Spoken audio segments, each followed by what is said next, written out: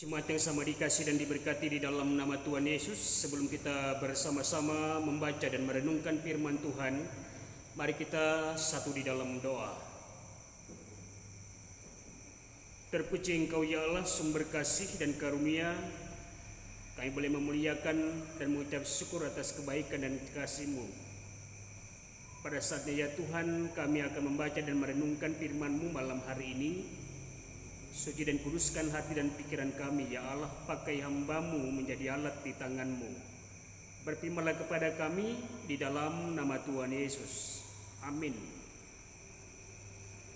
Pembacaan Alkitab sesuai dengan Nas Almanak DKE hari Rabu tanggal 4 November 2020. Tertulis di dalam kitab Perjanjian Baru Injil Matius pada pasal yang ke-15 ayat yang pertama sampai dengan yang ke-9.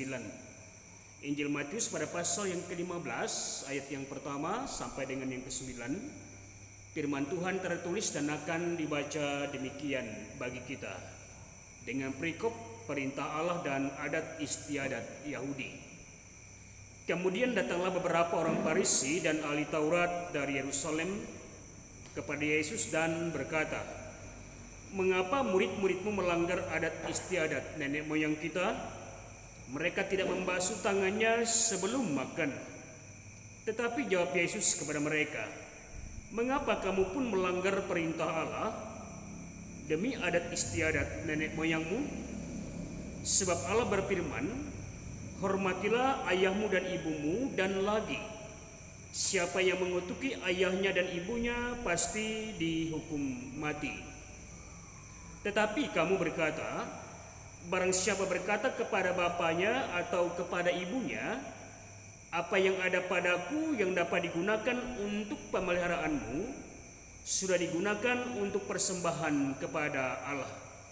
Orang itu tidak wajib lagi menghormati bapaknya atau ibunya.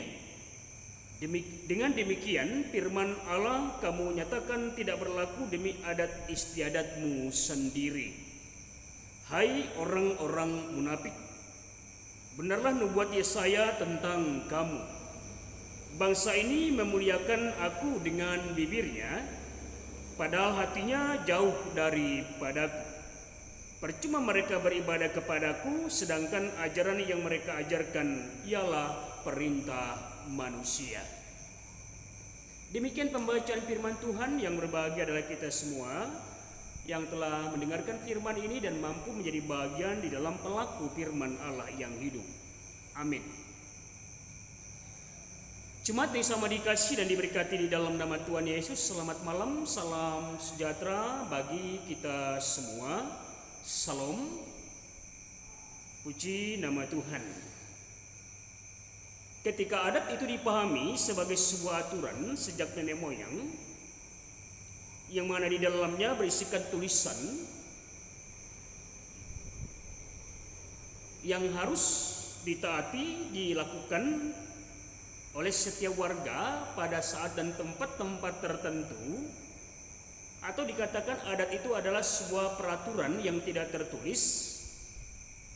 Lalu ketika adat istiadat dipahami adalah tatanan kelakuan yang secara turun-temurun yang diberlakukan untuk senantiasa mendisiplinkan diri dalam sebuah praktek dan cara hidup yang baik, yang benar, yang mana adat istiadat ini merupakan suatu warisan yang mengatur sebuah pola dan tingkah laku dalam kehidupan manusia sehari-hari supaya mengarah kepada sesuatu yang baik, sesuatu yang benar tentunya. Lalu ketika adat istiadat ini menjadi sebuah tameng untuk mencari sebuah pembenaran diri dalam konsep dan teks menurut pandangan dan pemikiran orang-orang tertentu saja, maka nilai dari sebuah adat istiadat itu akan menjadi sesuatu yang tidak mampu memberikan semacam penegasan bahwa apa yang dilakukan, apa yang dibuat itu adalah merupakan bahagian dari yang harus dilaksanakan sesuai dengan ketentuan yang berlaku dalam adat istiadat yang ada.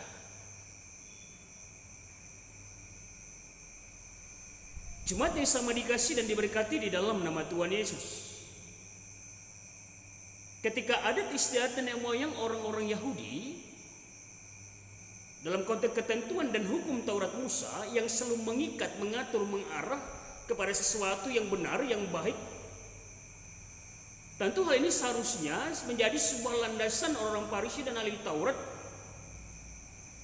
untuk mereka tetap melanjutkan dan mempertahankan adat istiadat itu dengan benar tanpa adanya menambah dan mengurang, karena makna dari sebuah aturan yang berlaku yang tidak tertulis itu tidak menjadi buram dan tidak terbaca serta tidak jelas arah dan tujuannya karena ditafsirkan menurut pandangan dan pemahaman secara sendiri. Ketika orang-orang Farisi dan ahli Taurat dalam konteks nas ini menyinggung bagaimana hal yang dilakukan oleh para murid Tuhan Yesus, ketika mereka melihat bahwa para murid Tuhan Yesus pada saat itu melanggar adat istiadat nenek moyang mereka dengan tidak membasuh tangan saat mereka akan makan. Lalu pertanyaan yang disampaikan oleh Yesus pun, mengapa kamu pun melanggar perintah Allah demi adat istiadat nenek moyangmu? Perintah Allah sudah jelas. Kalau kita mau baca dalam konteks kitab Injil Matius pada pasal yang ke-15 ini secara keseluruhan, tentu Yesus ingin memberikan semacam penjelasan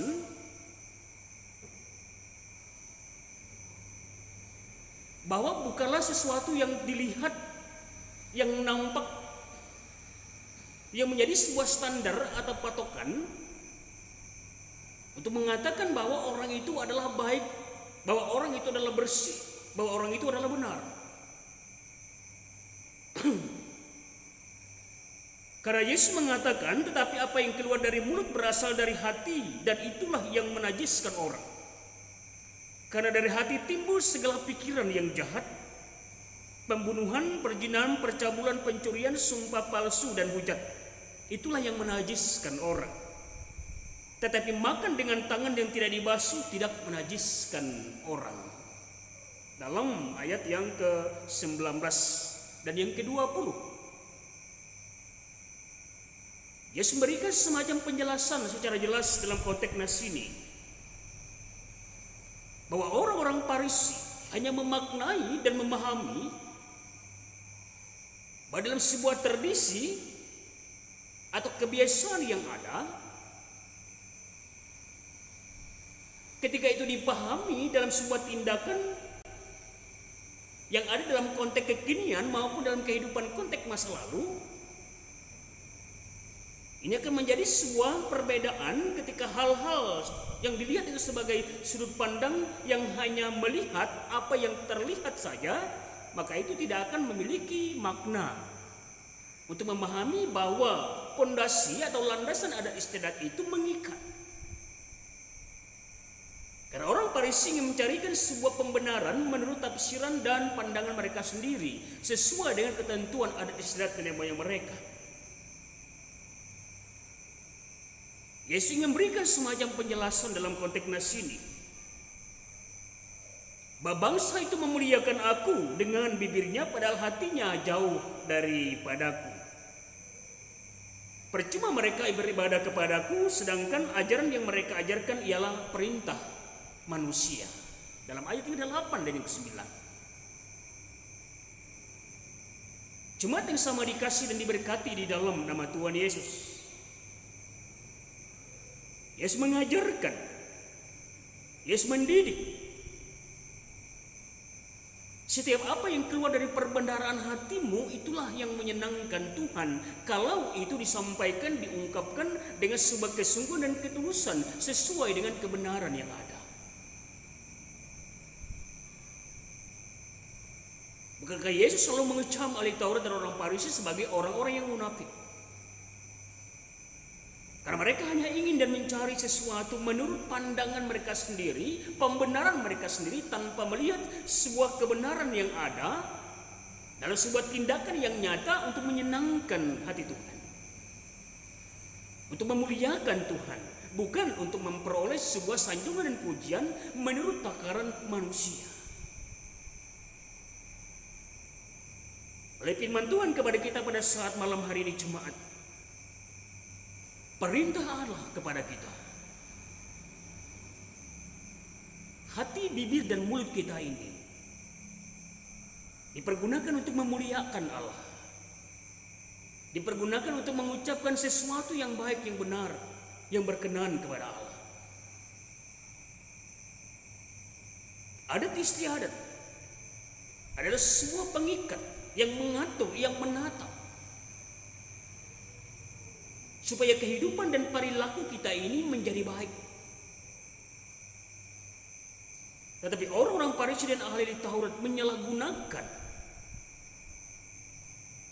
dan mempergunakan atas nama adat istiadat nenek moyang mereka untuk menjadikan sebuah kesalahan yang terjadi di dalam sebuah tindakan dan hal yang dilakukan oleh Yesus. Yesus tidak menginginkan kehidupan kita hidup di dalam sebuah kepura-puraan. Jadilah hidup kita ini menjadi sesuatu yang berdampak, yang bernilai, yang memiliki kesungguhan, ketekunan dalam sebuah tindakan yang benar sesuai dengan apa yang kita ucapkan. Oleh firman Tuhan kepada kita pada saat malam hari ini Jumat, Yesus mengecam kepura-puraan dan kepalsuan kehidupan. Yesus mengecam dan tidak menginginkan kita hidup di dalam sebuah kebimbangan dan kemunafikan seperti orang Farisi dan ahli Taurat. Biarlah kita senantiasa selalu memiliki hati dan kehidupan yang benar-benar menjalankan setiap tugas dan tanggung jawab kita dalam sebuah kode etik, dalam sebuah aturan yang selalu kita junjung dan hargai dalam adat istiadat yang benar. Dan di dalamnya juga kita senantiasa selalu memberikan diri dan hidup kita ini untuk takut kepada Allah dan menjalankan setiap perintah dan firman Tuhan yang menjadi penuntun di dalam setiap waktu, di dalam setiap kepenuhan hidup kita. Tuhan Yesus memberkati Jumat. Amin. Mari kita berdoa. Terima kasih ya Allah atas firman-Mu bagi kami malam hari ini, terpuji nama-Mu yang kudus. Inilah ya Tuhan seluruh kehidupan kami jemaat-Mu. Kami percaya Tuhan mengetahui setiap harapan, keinginan, setiap kesungguhan dan kesetiaan kami. Dan Tuhan menuntun mengajarkan kami untuk tetap selalu ada,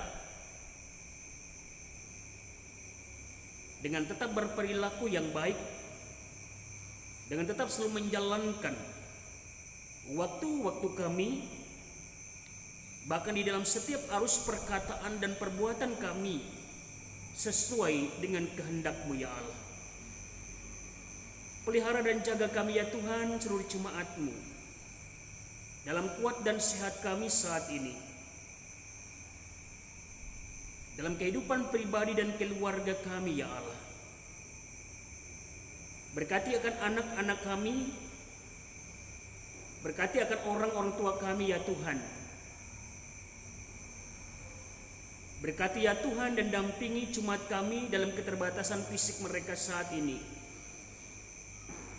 Bila pengharapan iman dan kasih kami selalu ada dan tetap memohon kuasa dan pemerahan Tuhan yang menjaga dan memelihara kehidupan kami.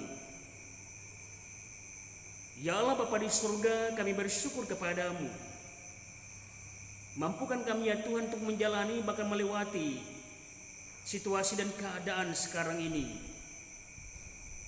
Biar kami memiliki kesabaran dan ketekunan ya Allah, serta berhikmat dalam melakukan setiap bahagian kehidupan kami, Pelihara dan jaga ya Tuhan dalam setiap waktu-waktu kami jemaat-Mu. Berkati akan setiap pelayanan kami di jemaat ini Tuhan. Berkati akan pembangunan gereja-Mu yang ada di jemaat kami ini.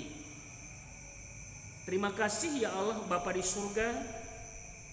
Kami tetap meyakini dan percaya bahwa Tuhan akan memulihkan situasi dan kondisi keadaan bangsa dan negara kami ini dari pandemi COVID-19 ini ya Allah. Kami percaya semuanya akan berlalu. Terpuji nama-Mu Bapa di surga, ini harap mohon dan doa kami saat ini.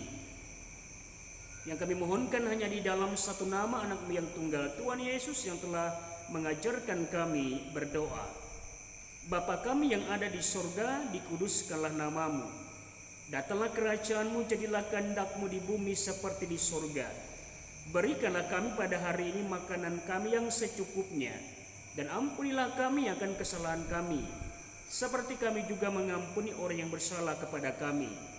Janganlah bawa kami ke dalam pencobaan, tetapi lepaskanlah kami daripada yang jahat, karena Engkaulah yang mempunyai kerajaan, kuasa, dan kemuliaan sampai selama-lamanya. Amin.